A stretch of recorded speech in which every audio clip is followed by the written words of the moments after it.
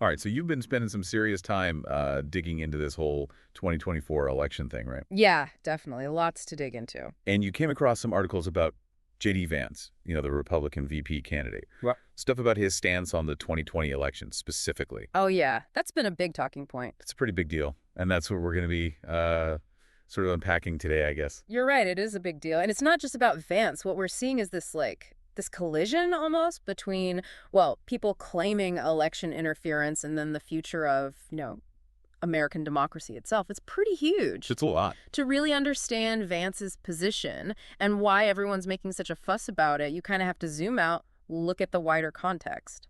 And from what I've seen from the sources you shared, it seems like Vance is like dancing around actually answering whether Trump lost. Right. He's trying to avoid straight up saying yes, but then he's also not like fully denying the results either.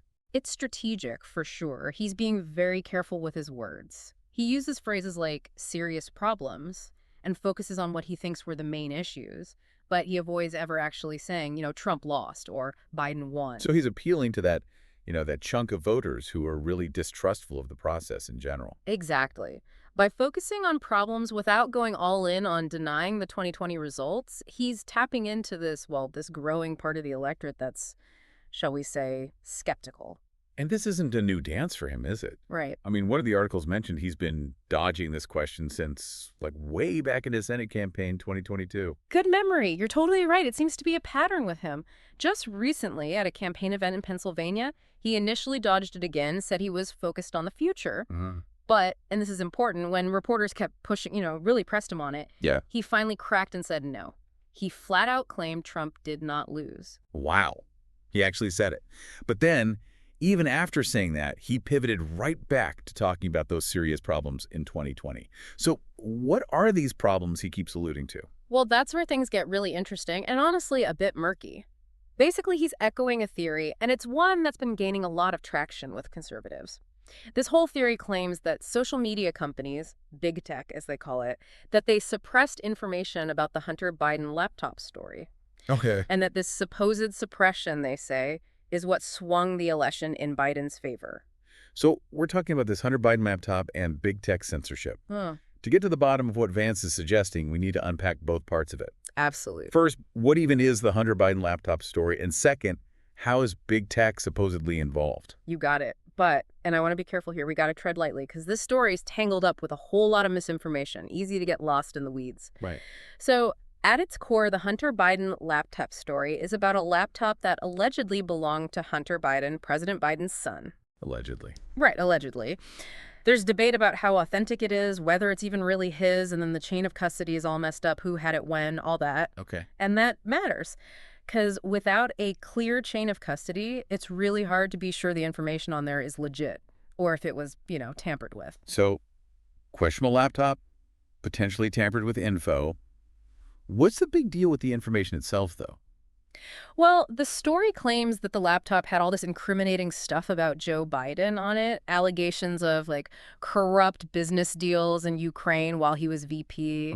And this information, according to Vance and others, was deliberately buried by these tech giants, specifically to sway the election. So they're saying these tech companies were actively trying to bury this information, make sure it didn't come out before the election. Exactly. They're claiming that these social media giants, think Twitter, Facebook, that they purposely limited how much the story spread, especially in those last few weeks before the 2020 election. I vaguely remember something about Twitter blocking the New York Post from sharing the story. Yes. Is that part of what Vance and everyone's so worked up about?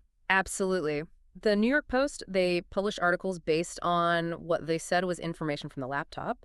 Twitter initially blocked people from sharing links to the articles. They said it was because of their policy against sharing hacked material. Okay. But then later, they kind of backtracked, admitted they might have, overstepped a bit. So Twitter admitted they messed up, but Vance is saying this wasn't a mistake, that it was deliberate. Yeah. A deliberate attempt to interfere. Exactly. The big question is whether this was a genuine error or censorship. Vance and others, they're pointing to this incident and others like it to argue that there was this coordinated effort to suppress anything that could have hurt Biden's campaign. So to connect the dots, Yeah. this Hunter Biden laptop story, this whole debate about big tech censorship, That's the core of Vance's argument that the 2020 election had all these serious problems. Basically, yeah. Whether or not you buy it is another story. But you got to understand the details of these claims, the context. This specific story, it's like a piece of a much bigger and honestly pretty unsettling puzzle. This isn't just about one story, one candidate. This whole thing about supposed censorship and rigged systems, it pops up again and again in these election denial narratives. All the time. And it's not just talk, it has real-world consequences. I mean, look at that Dominion Voting Systems lawsuit against Fox News. Oh, absolutely. But we'll dig into that more after this. And that Dominion case, man, it really shows you how these claims of election fraud, even if there's no real evidence, they can have some serious, real-world consequences. Oh, totally. That whole thing was crazy. Almost $800 million. That's even for a giant company like Fox News, that's got to hurt. Right. And they basically had to admit they were spreading these false claims about the election just to avoid an even bigger financial hit. It's wild. So, to be clear, they were facing, legal and financial ruin? Is that what you're saying? Pretty much. They were backed into a corner, and they had to, publicly acknowledge that they were pushing these claims that weren't true. Wow. But here's the thing. Even after all that, even after this huge legal thing, it seems like Trump and his allies, like J.D. Vance, they're not backing down. Yep. They're sticking to their guns. They're doubling down even. It's not just about this one election anymore. It's way bigger now, isn't it? Yeah. It feels like this distrust in the system itself, in democracy, it's spreading like wildfire. It really is. It's become this, experts are calling it election denialism. Election denialism. I mean, it's kind of self-explanatory, but what does that actually look like, in action? Okay, so basically it's the refusal to accept the results of an election, even when there's zero evidence of fraud or manipulation.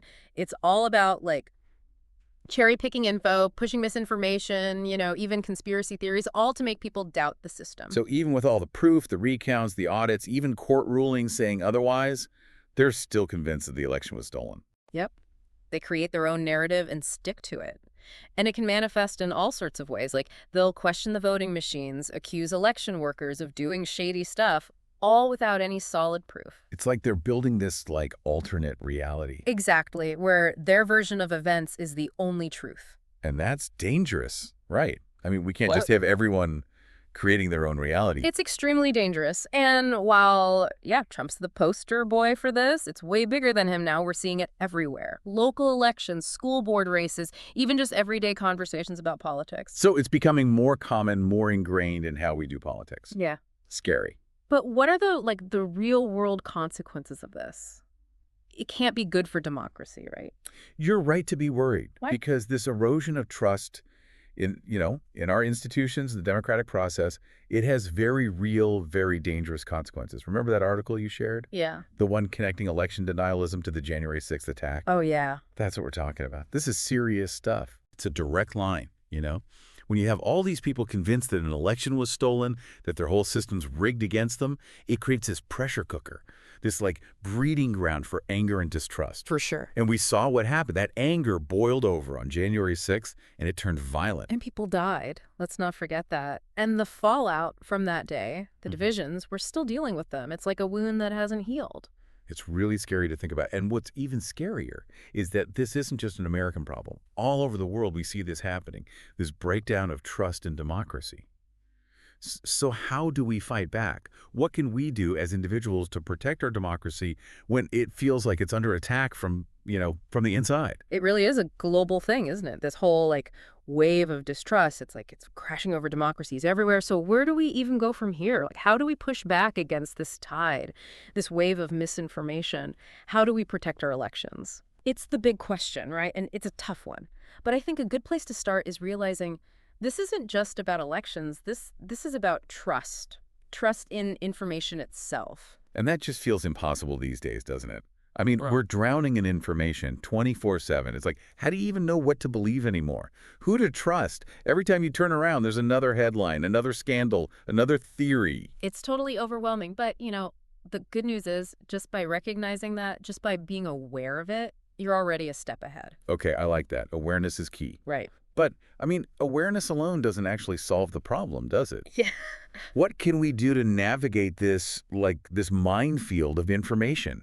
How do we make sure we're not getting played, manipulated? Okay, so awareness is the first step, absolutely. But then we got to give ourselves the tools, right? The tools to judge the information that's coming at us. And I think that starts with being a lot more discerning about our news sources. So like breaking free from those echo chambers. Exactly. It's about like diversifying your media diet. Don't just get your news from one place, one website, one channel, whatever. Expose yourself to different perspectives, even the ones that make you uncomfortable, you know? That makes sense. Yeah. But even if you do that, even if you're branching out, how can you tell if a source is reliable? Yeah. There's so much out there disguised as news. It's like, how do you even tell the difference anymore? That's the million-dollar question, right? There are a few things to watch out for. First, look at the source's track record. Do they have a history of, solid journalism, fact-checking? Are they known for accuracy? Okay. Second, be wary of sources that are constantly pushing extreme views, using really emotionally charged language, or relying on like unnamed sources, a lot of anonymous this or that. Those are often signs that something's a little, fishy. So do your research. Check your sources. Yeah. Trust your gut, but like verify it. Always verify. What else can we do? I mean, how else can we get better at this whole critical thinking thing when we're talking about this flood of information? Don't be afraid to question everything. Seriously. Don't just take information at face value, even if it's coming from someone you usually agree with. Look for evidence. What's the proof? And here's a little trick. Pay attention to how you feel when you're reading or watching something. If it makes you feel super angry or scared or even like really vindicated, take a beat. Ask yourself why. Because those strong emotions, they can really cloud our judgment, make us way more vulnerable to being manipulated. That's a good point. It's so easy to get caught up in the feels, especially these days, Yeah. with everything so politically charged. For sure. So to bring it back to, this whole deep dive, we've talked about J.D. Vance's views on the 2020 election, this Hunter Biden laptop thing, this wider problem of election denialism. What does it all mean for the average person? Someone's just trying to like vote in 2024, or even just trying to make sense of the world today. It's the big question, isn't it? The truth is, we're living in this age of like information warfare, where misinformation, disinformation, it's a weapon. It's used to sow division, undermine trust, influence what we think, what we do, and it goes way beyond politics. It's affecting everything. Public health, climate change, even just like our relationships with each other. It's kind of terrifying when you think about it like that. It is. But, I think that's what this whole deep dive is really about. It's about giving people the tools to be more informed, to think critically, and, to be more empowered. Because knowledge is power. Absolutely. By arming yourself with knowledge, with healthy skepticism, you can be part of the solution. You can help rebuild that trust, have productive conversations, even protect democracy itself. Now, that's something to think about. So as you continue your own deep dive into this election and beyond, remember, it's not just about what you read, what you hear. It's about how you think about it. Stay curious, stay critical, and please stay engaged. This is important stuff, folks.